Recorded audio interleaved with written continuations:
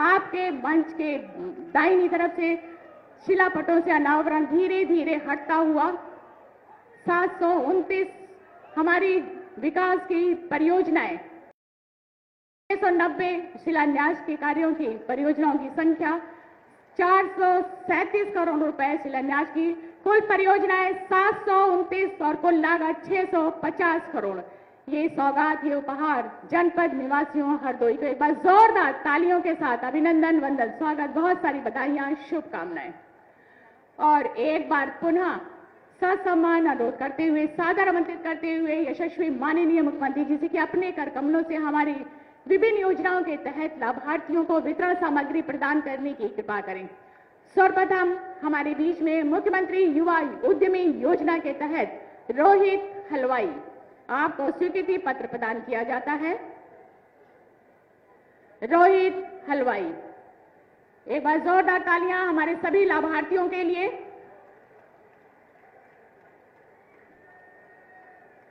वार्ता करते हुए परमादरणीय श्रद्धेय यशस्वी माननीय मुख्यमंत्री जी लाभार्थियों के साथ श्री अशोक कुमार, मुख्यमंत्री युवा उद्यमी योजना के तहत स्वीकृति पत्र।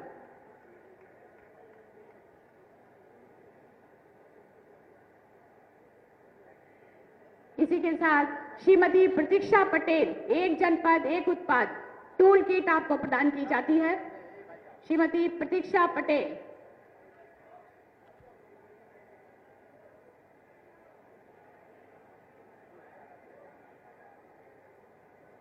प्रतीक्षा पटेल ओडीओपी, आपको टोल किट प्रदान की जाती है। इसी क्रम में श्रीमती प्रभा देवी, आपको एक जनपद एक उत्पाद के तहत योजना के तहत टोल किट प्रदान की जाती है। लाभार्थियों के साथ वार्तालाप करते हुए यशस्वी माननीय मुख्यमंत्री जी पर जोरदार तालियों के साथ स्वागत। इसी क्रम में विश्वकर्मा श्रम सम्मान योजना के तहत श्री बबलू, आपको प्रमाण पत्र प्रदान किया जाता है।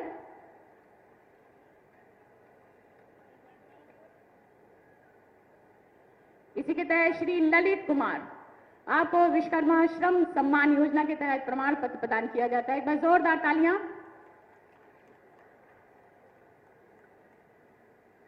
फैमिली आईडी कार्ड आपको प्रदान किया जाता है। जदवीर, श्री जदवीर जी को फैमिली आईडी कार्ड।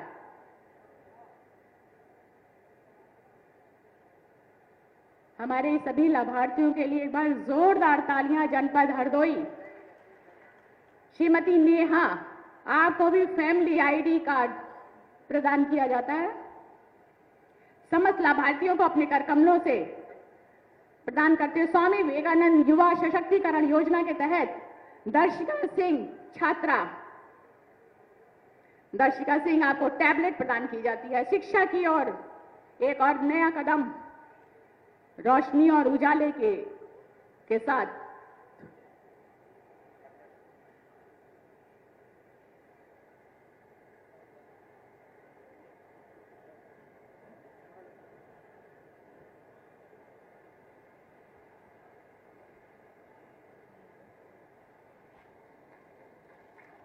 और इसी के साथ महिमा देवी, आपको स्वामी विवेकानंद युवा सशक्तिकरण योजना के तहत टैबलेट प्रदान की जाती है। छात्रा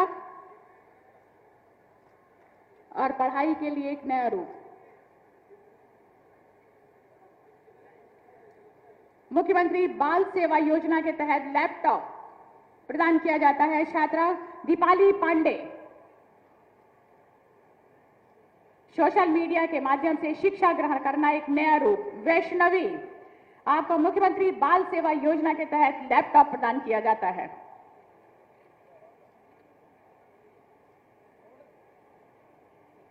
इसके पश्चात नवचयनित आंगनबाड़ी कार्यकर्ती को नियुक्ति पत्र।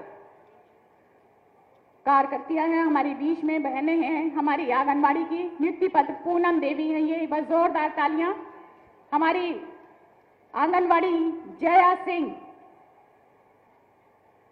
आपको प्रमाण पत्र प्रदान किया जाता है। इसके पश्चात स्वामित्व योजना के तहत घरौनी वितरण में प्रमाण पत्र देकर सम्मानित किया जा रहा है श्री चंद्र किशोर जी को। एक बार जोरदार तालियां सभी लाभार्थियों के लिए। वे श्रीमती जगदेई, घरौनी वितरण योजना के तहत प्रमाण पत्र प्रदान किया जा रहा है श्रीमती जगदेव जी को।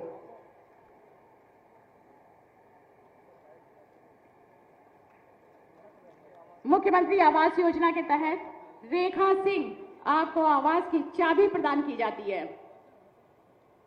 एक बार सभी लाभार्थियों के लिए जोरदार तालियों के साथ उनका स्वागत। विभिन्न योजनाओं के तहत मुख्यमंत्री आवास योजना के तहत चाबी मालती, श्रीमती मालती, आपको भी आवास की चाबी प्रदान की जाती है मुख्यमंत्री आवास योजना के तहत। जीरो पावर्टी नवीन राशन कार्ड प्रदान किया जाता है श्रीमती सोमवती, राशन कार्ड। श्री शबाना बानो, मोहतरमा शबाना बानो, आपको नवीन राशन कार्ड प्रदान किया जाता है। उत्तर प्रदेश ग्रामीण आजीविका मिशन के तहत हमारी बहनें हैं आस्था और नन्ही देवी, आपको 15 करोड़ रुपए का चेक प्रदान किया जाता है। एक बार जोरदार तालियां उत्तर प्रदेश ग्रामीण आजीविका मिशन के तहत हमारी दोनों दीदियों को 15 करोड़ रुपए की ये सहायता। मुख्यमंत्री पंचायत प्रोत्साहन पुरस्कार योजना के तहत प्रोत्साहन राशि संपूर्णानंद जी को 35 लाख रुपए की प्रदान की जाती है। एक बार जोरदार तालियां। मुख्यमंत्री पंचायत प्रोत्साहन पुरस्कार योजना के तहत ज्योत्सना मिश्रा, आपको 25 लाख रुपए की प्रोत्साहन धनराशि प्रदान की जाती है। खादी ग्रामोद्योग टूल किट वितरण में दोना पत्तल निर्माण मशीन के तहत प्रमाण पत्र शैलेंद्र पांडे। अनुज कुमार प्रमाण पत्र आपको दिया जाता है दोना पत्तल निर्माण मशीन के तहत। कन्या विवाह सहायता योजना के तहत श्रीमती शिव देवी, आपको 55,000 रुपए का ये डेमो चेक देकर सम्मानित किया जाता है। एक बार जोरदार तालियां। श्री चेतराम जी, कन्या विवाह सहायता योजना के तहत आपको डेमो चेक देकर सम्मानित किया जाता है 55,000 रुपए के तहत। एक बार जोरदार तालियां सभी लाभार्थियों के लिए। आयुष्मान भारत योजना आयुष्मान कार्ड श्रीमती किरण, आपको प्रदान किया जाता है। एक बार जोरदार तालियां हमारे सभी लाभार्थियों के लिए। श्री विकास त्रिपाठी, आयुष्मान भारत योजना के तहत आयुष्मान कार्ड आपको प्रदान किया जाता है। मुख्यमंत्री निषाद राज वोट सब्सिडी योजना के तहत श्री गंगाराम जी, आपको 29,480 रुपए का डेमो चेक देकर सम्मानित किया जाता है। जोरदार तालियां गंगाराम जी के लिए। उत्तर प्रदेश कुक्कुट विकास नीति प्रमाण पत्र आपको प्रदान किया जाता है श्री सतविंदर वालिया जी को। एक बार जोरदार तालियां हमारे सभी लाभार्थियों के लिए। बहुत सारी बधाइयां, शुभकामनाएं और दिल की गहराइयों से जनपद निवासियों की तरफ से बहुत बहुत धन्यवाद, आभार परम आदरणीय यशस्वी माननीय मुख्यमंत्री जी का। जन जन की कठिनाइयों को बहुत ही सरल तरीके से उसका निवारण करने वाले वैश्विक पटल पर हमारे उत्तर प्रदेश का मान गौरव सम्मान बढ़ाने वाले परम आदरणीय श्रद्धेय यशस्वी माननीय मुख्यमंत्री जी को एक बार पुनः कोटि कोटि नमन करते हुए, ससम्मान आमंत्रित करते हुए, सादर अनुरोध करते हुए कि अपने आशीर्वचन से हम सभी को अनुग्रहित करने की कृपा करें। एक बार जोरदार तालियों के साथ अभिनंदन, वंदन, स्वागत। जय जय श्री राम, जय जय श्री राम। धन्यवाद। भारत माता की, भारत माता की, भारत माता की। वंदे वंदे वंदे।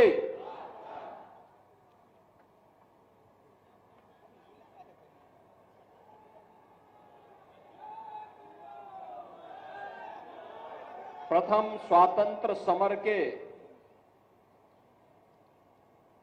महान योद्धा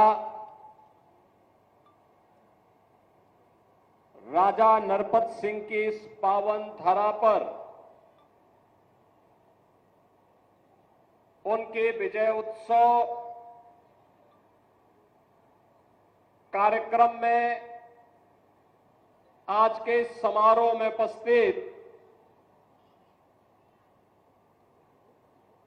जनपद हरदोई से ही लोकप्रिय विधायक और प्रदेश सरकार में मंत्रिमंडल के मेरे सहयोगी श्री नितिन अग्रवाल जी, जनपद के प्रभारी मंत्री श्री दयाशंकर सिंह जी, उत्तर प्रदेश सरकार की मंत्री और विधायक श्रीमती रजनी तिवारी जी, माननीय सांसद जयप्रकाश रावत जी, माननीय सांसद श्री अशोक रावत जी, जिला पंचायत अध्यक्ष श्रीमती प्रेमावती जी, जिला पंचायत अध्यक्ष उन्नाव श्रीमती शकुन सिंह जी, लोकप्रिय स्थानीय विधायक श्री आशीष सिंह आसू जी, माननीय विधायकगण श्री मानवेंद्र सिंह जी, श्रीमती अलका सिंह अर्कवंशी जी, श्री श्याम प्रकाश जी, विधान परिषद के माननीय सदस्य श्री अशोक अग्रवाल जी, इंजीनियर अवनीश कुमार सिंह जी, भारतीय जनता पार्टी के जिला के अध्यक्ष श्री अजीत सिंह बब्बन जी, आज के समारोह के साक्षी बन रहे हरदोई जनपद से जुड़े हुए सभी उपस्थित बहनों और भाइयों, मैं सबसे पहले देश के प्रथम स्वतंत्र समर के अमर सेनानी, भारत माता के महान सपूत राजा नरपत सिंह की इस पावन धरा को नमन करते हुए आप सभी को इस विजय उत्सव की हृदय से बधाई देने के लिए मैं आपके बीच आया हूं और इसके लिए आप सभी का हरदोई वासियों का अभिनंदन करता हूं। बहनों और भाइयों, ये मेरा सौभाग्य है कि जिनके शौर्य और पराक्रम के कारण आज हम सब स्वतंत्रता का उपभोग कर पा रहे हैं, अपने विकास की योजनाओं को आगे बढ़ा पा रहे हैं, उन महान स्वतंत्रता संग्राम सेनानियों का स्मरण इस प्रकार के विजय उत्सव के माध्यम से हमें करने का सौभाग्य प्राप्त हो रहा है। बहनों और भाइयों, इस अवसर पर हम लोग हरदोई के अंदर आए हैं। यह वर्ष वैसे भी देश की संविधान को लागू करने के 75 वर्ष पूर्ण होने के उपलक्ष्य में पूरा देश एक ओर अमृत महोत्सव के कार्यक्रम के साथ आगे बढ़ रहा है, तो वहीं देश के संविधान को लेकर के बाबा साहब डॉक्टर भीमराव अंबेडकर के द्वारा जिस कार्य योजना के साथ देश के संविधान का निर्माण किया गया था, और संविधान के प्रति सर्वोच्च सम्मान व्यक्त करते हुए एक भारत श्रेष्ठ भारत के निर्माण के इस कार्यक्रम के साथ जुड़ने का सौभाग्य हम सबको प्राप्त हो रहा है। बहनों और भाइयों, दुनिया के अंदर अगर आज भारत सबसे बड़ा लोकतंत्र है तो भारत के संविधान के कारण, बाबा साहब डॉक्टर भीमराव अंबेडकर के द्वारा दिए गए संविधान के कारण उत्तर से लेकर दक्षिण तक, पूरब से पश्चिम तक 140 करोड़ का भारतीय एक भारत श्रेष्ठ भारत के निर्माण के साथ अब विकसित भारत की परिकल्पना को प्रधानमंत्री मोदी जी के नेतृत्व में आगे बढ़ाने के लिए प्रतिबद्ध दिखाई दे रहा है। बहनों और भाइयों, लेकिन आज जिस गौरव की अनुभूति हर भारतवासी कर पा रहा है, आज जिस अनुभूति का एहसास हम हरदोई में बैठ करके कर पा रहे हैं, जिन विकास की नई नई योजनाओं का लाभ हम लोग ले पा रहे हैं और जिन नई योजनाओं के प्रस्ताव हम अपने माननीय जनप्रतिनिधियों के माध्यम से शासन तक पहुंचा रहे हैं, यह 1947 के पहले संभव नहीं था। गुलामी के कालखंड में यह संभव नहीं था। विकास नहीं था, गरीबी थी, अव्यवस्था थी, भूखमरी थी, रोजगार का अभाव था, लोगों को प्लान करने के लिए अकाल का शिकार होने के लिए मजबूर होना पड़ता था। और अगर कहीं पर किसी ने आजादी की बात कर ली तो उस पर अत्याचार की प्रकाष्ठा के साथ निर्मम अत्याचार किए जाते थे और लगभग सैकड़ों वर्षों तक विदेशी आक्रांताओं के द्वारा अपमानित होने, लगातार अलग अलग स्थानों पर उनके खिलाफ प्रतिकार होते थे, लेकिन सामूहिक रूप से यह लड़ाई पूरा भारत एकजुट होकर के लड़े, यह दृश्य कम देखने को मिलता था। 1857 का प्रथम स्वतंत्र समर पूरे देश को एकजुट होकर के लड़ने के लिए एक नया उत्साह और एक नए उमंग के साथ आगे बढ़ता हुआ दिखाई दिया है। बहनों और भाइयों, मंगल पांडे के द्वारा बैरकपुर में किए गए शुरू किया गया अभियान कहीं मेरठ के अंदर, कहीं झांसी के अंदर, कहीं बिठूर के अंदर, कहीं बलिया और गोरखपुर के अंदर, कहीं लखनऊ के अंदर और कहीं पे राजा नरपत सिंह के नेतृत्व में हरदोई के अंदर यह अभियान आगे बढ़ा। याद करिए क्या जज्बा था। जिससे पूछो, जहां पूछो, मंगल पांडे से जब पूछा गया था कि आखिर तुम तो ब्रिटिश सेना के हिस्से हो, क्यों आजादी की बात करते हो, उन्होंने कहा रखो अपनी नौकरी, मेरा देश स्वतंत्र होना चाहिए, भारत माता की आन मान और शान की रक्षा होनी चाहिए। रानी लक्ष्मीबाई से पूछा गया, रानी लक्ष्मीबाई से कहा गया कि केवल एक बार कह लो ना कि हम तो विदेशी हुकूमत के साथ मिलकर के काम करने को तैयार हैं, उनकी झांसी सुरक्षित रह जाएगी। उन्होंने कहा नहीं, झांसी भी सुरक्षित रहेगी और भारत स्वतंत्र होकर के रहेगा, हरगिज अपनी झांसी नहीं दूंगी। और इसीलिए तो हर भारतीय के मुंह से निकल पड़ा, खूब लड़ी मर्दानी वो तो झांसी वाली रानी थी।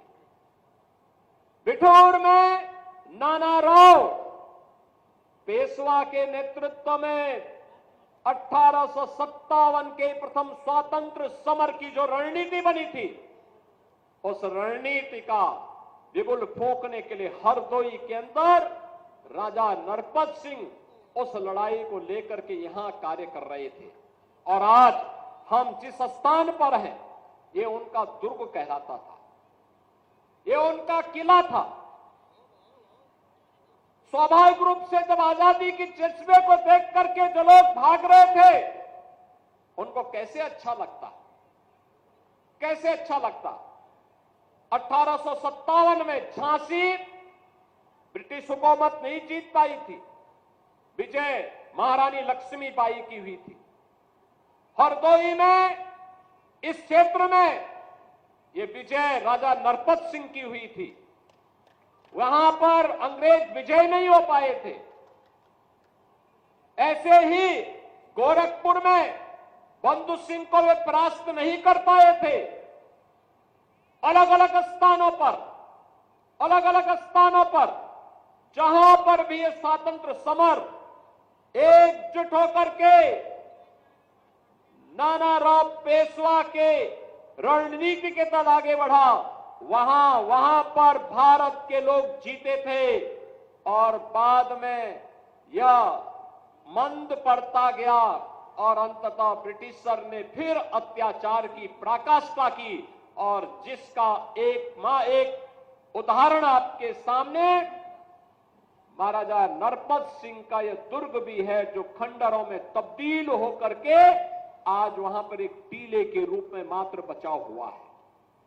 मैं धन्यवाद दूंगा और आभारी हूं केंद्रीय मंत्री और उस समय के उत्तर प्रदेश के निवर्तमान मुख्यमंत्री के रूप में माननीय राजनाथ सिंह जी को, उस समय के सांसद श्री जयप्रकाश रावत जी को, जिन्होंने महाराजा नरपत सिंह ग्रेकवार का यह भव्य स्मारक यहां पर खड़ा किया और आज ये स्मारक हम सबको एक नई प्रेरणा दे रहा है। और मैं धन्यवाद दूंगा यहां के लोकप्रिय विधायक श्री आशीष सिंह आसू को, जिन्होंने भारत माता के ऐसे महान सपूत के स्मारक का दर्शन करने के लिए आज मुझे यहां पर आने का अवसर प्रदान किया है। मैं आभारी हूं, धन्यवाद देता हूं इन सभी माननीय जनप्रतिनिधियों का, जिनके कारण आज मुझे यहां आने का अवसर प्राप्त हो पाया है।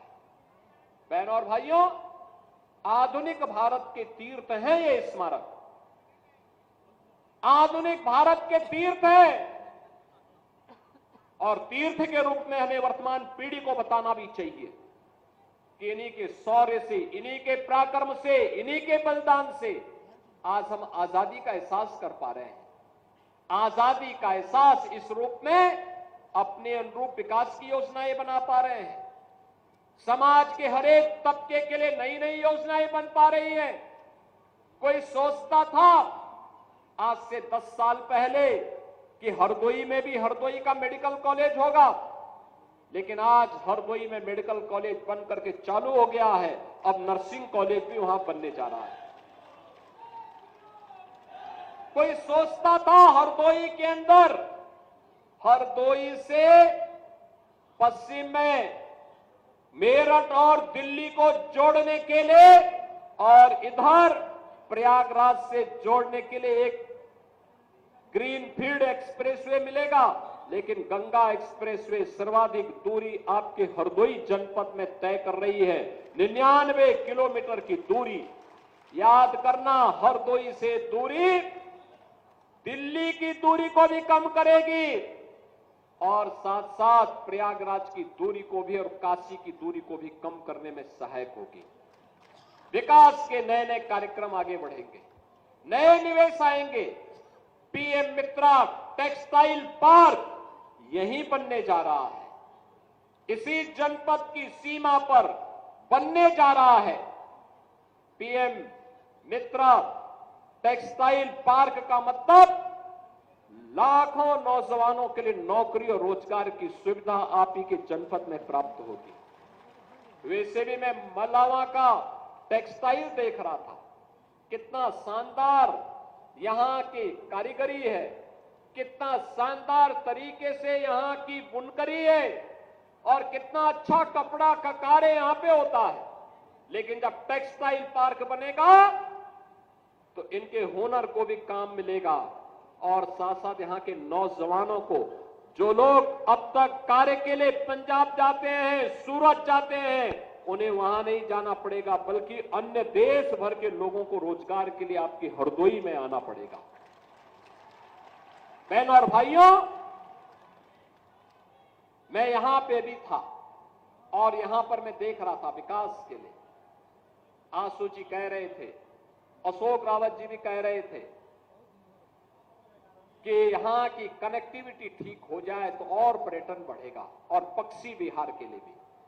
बहनों और भाइयों, महाराजा नरपत सिंह की इस पावन धरा पर जो तालाब है, पक्षी विहार के रूप में सरकार इसको विकसित करेगी, इसको बेहतर कनेक्टिविटी के साथ जोड़ेगी। बेहतर कनेक्टिविटी होगी। याद करिए, ये डबल इंजन की सरकार है। डबल इंजन की सरकार विरासत का भी सम्मान करती है और विकास को भी आगे बढ़ाती है। और विरासत और विकास का यह अद्भुत संगम आपने भी देखा होगा प्रयागराज महाकुंभ के अवसर पर। देखा ना, उत्तर प्रदेश की सामर्थ्य दुनिया देख रही थी। 66 करोड़ से अधिक श्रद्धालु देश भर से आ जाए। जो लोग कहते हैं भारत के बारे में कि भारत में लोग गंदे रहते हैं, जो लोग कहते हैं, जो लोग बदनाम करते थे हमें कि हम जाति के नाम पर बटे हैं, क्षेत्र के नाम पर बटे हैं, भाषा के नाम पर बटे हैं, तमाम वादों के आधार पर बड़े हैं, इनकी आंखों को खोलने के लिए महाकुंभ पर्याप्त है। ये लोग जा करके देखें, एक ही संगम की त्रिवेणी में हर जाति के लोग, हर क्षेत्र के लोग, हर भाषा के लोग एक ही साथ स्नान करते थे।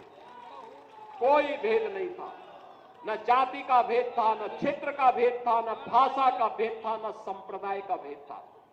एक भारत श्रेष्ठ भारत का इतना अच्छा उदाहरण अन्यत्र देखने को नहीं मिलेगा।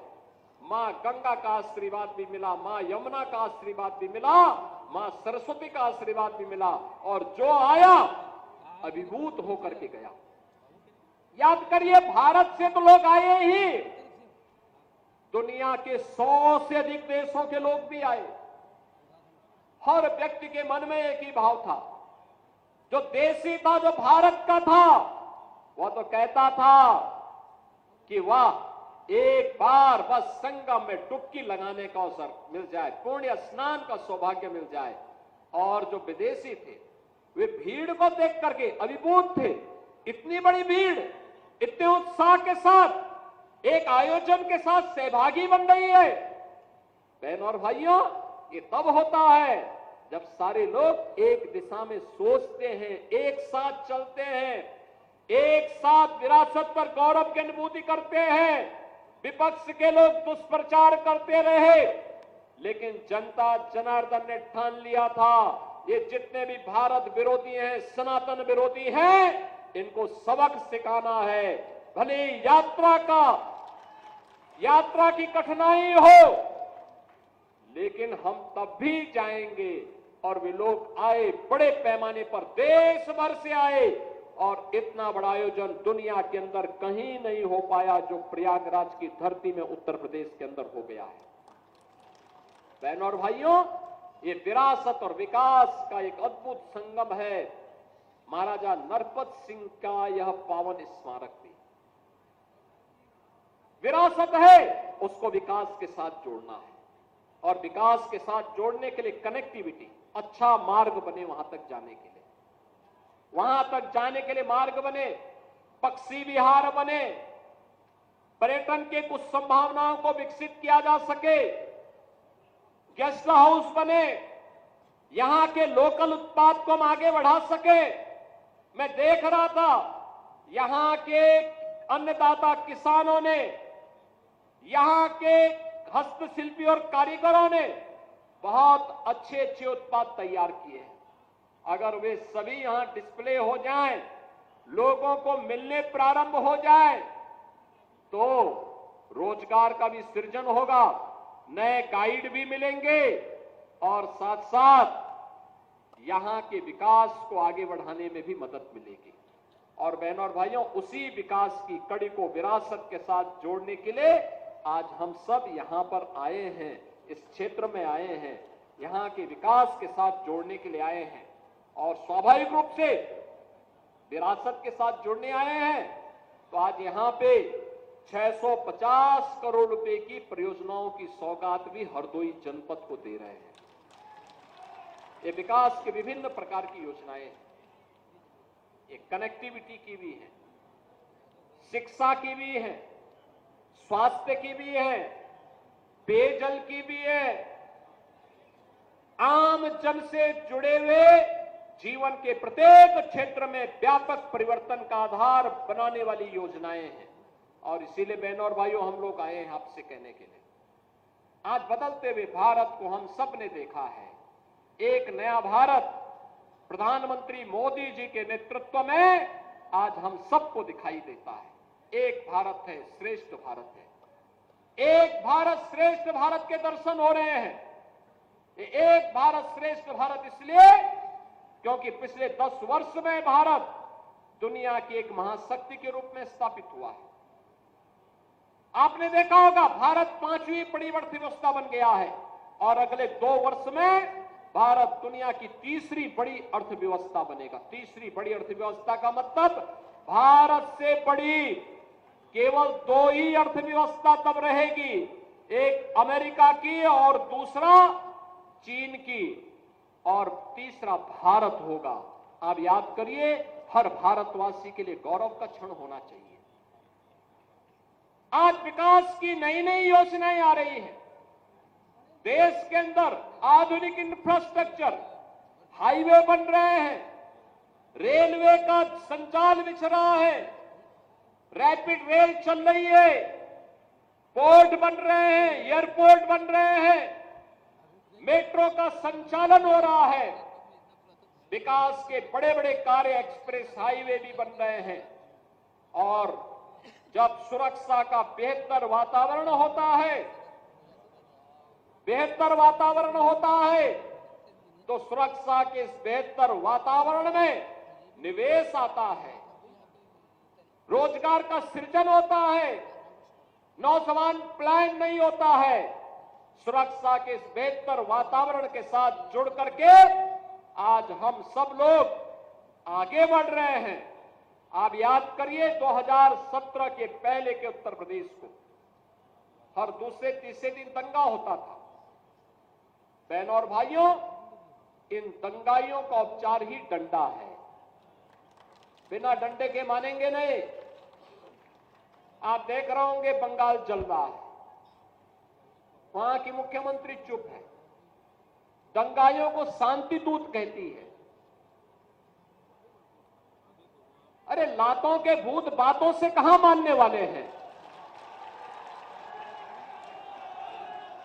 लेकिन सेकुलरिज्म के नाम पर इन लोगों ने दंगाइयों को दंगा करने की पूरी छूट दे रखी है। पूरा मुर्शिदाबाद पिछले 1 सप्ताह से चल रहा है, सरकार मौन है।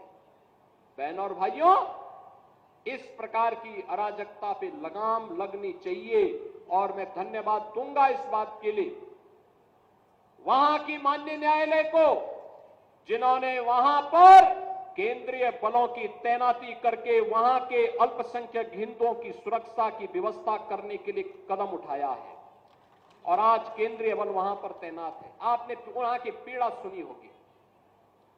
सब लोग मौन है। कांग्रेस मौन है मुर्शिदाबाद के दंगों पर, कांग्रेस मौन है, समाजवादी पार्टी मौन है, टीएमसी मौन है।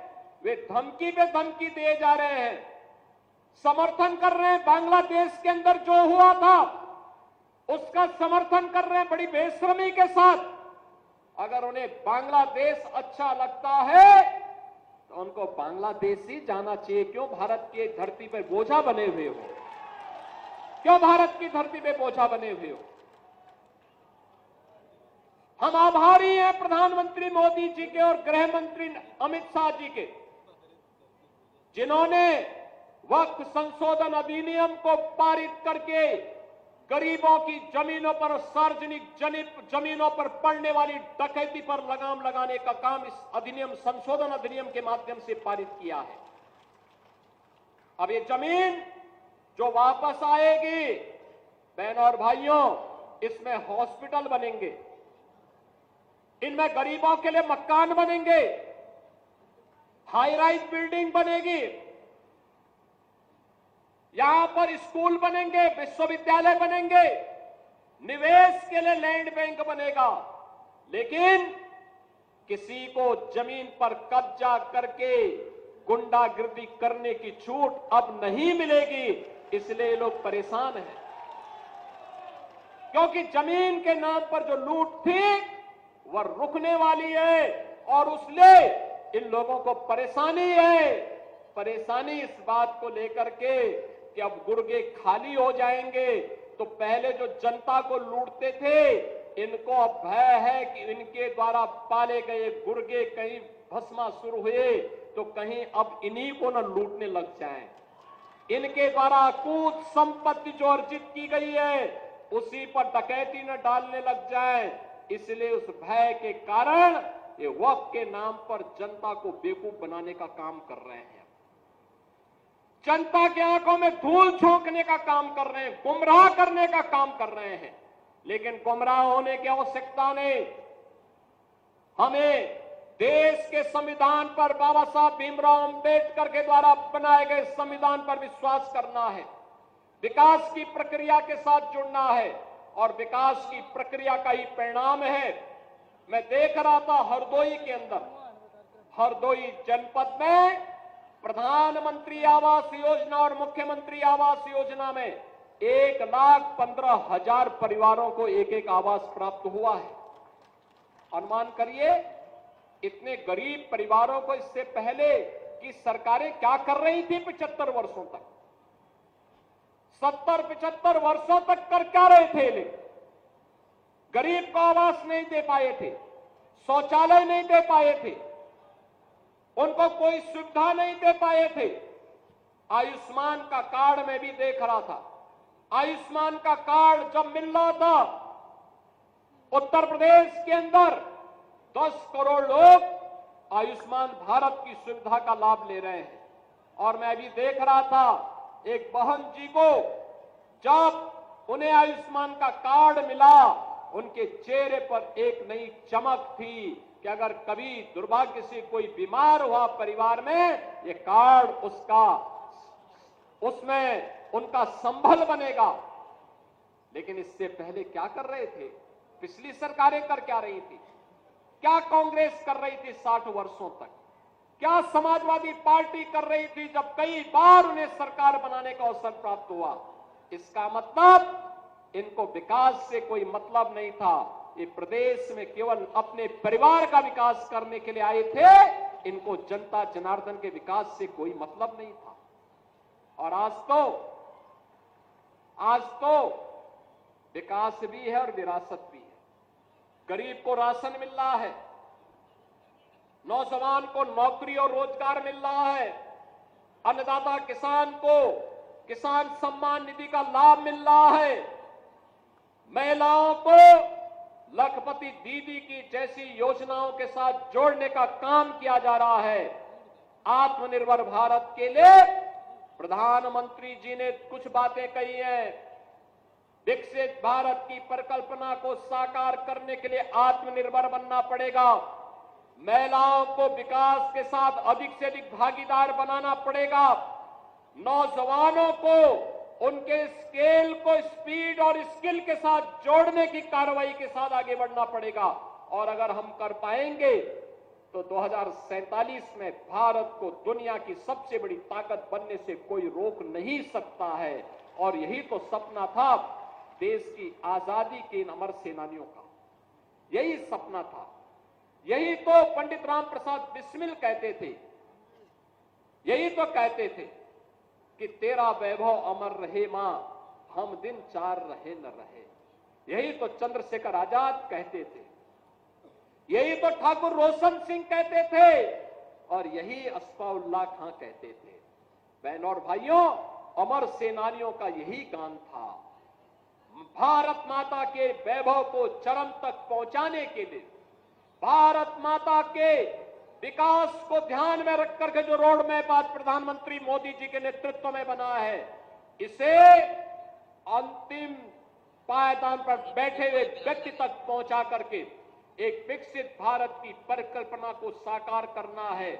और इसलिए आवास भी है, शौचालय भी है, दवा के लिए आयुष्मान का कार्ड है, कमाई के लिए रोजगार की व्यवस्था भी है।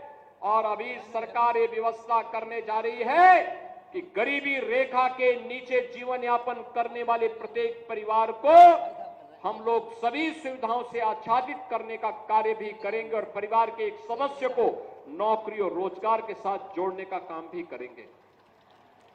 हरदोई वासियों ने आज विकास की प्रक्रिया के साथ भारतीय जनता पार्टी से जुड़े हुए हमारे सभी सहयोगी साथियों के साथ, माननीय सांसद, माननीय विधायक, पंचायतों से, नगर निकायों से जुड़े हुए जनप्रतिनिधियों के साथ मिलकर के विकास की जिस प्रक्रिया के साथ आगे बढ़ रहे हैं, आने वाले समय में विकास का लाभ समाज के प्रत्येक तबके को आगे बढ़ाने में सहायक होगा। एक बार फिर से मैं आज के इस अवसर पर राजा नरपत सिंह की स्मृतियों को नमन करते हुए भारत माता के उन सभी अमर सपूतों को जिन्होंने देश की आजादी के लिए अपना बलिदान दिया था, उनकी स्मृतियों को नमन करता हूं। माननीय विधायक जी को, माननीय सांसद जी को हृदय से धन्यवाद देते हुए आप सभी को इन योजनाओं के प्रति अपनी शुभकामनाएं देते हुए वाणी को विराम देता हूं। धन्यवाद। जय हिंद, जय जय श्री राम। बहुत बहुत धन्यवाद। एक बार जोरदार तालियों के साथ अभिनंदन वंदन स्वागत परम आदरणीय श्रद्धेय श्री माननीय मुख्यमंत्री जी अपने आशीर्वचन से अपने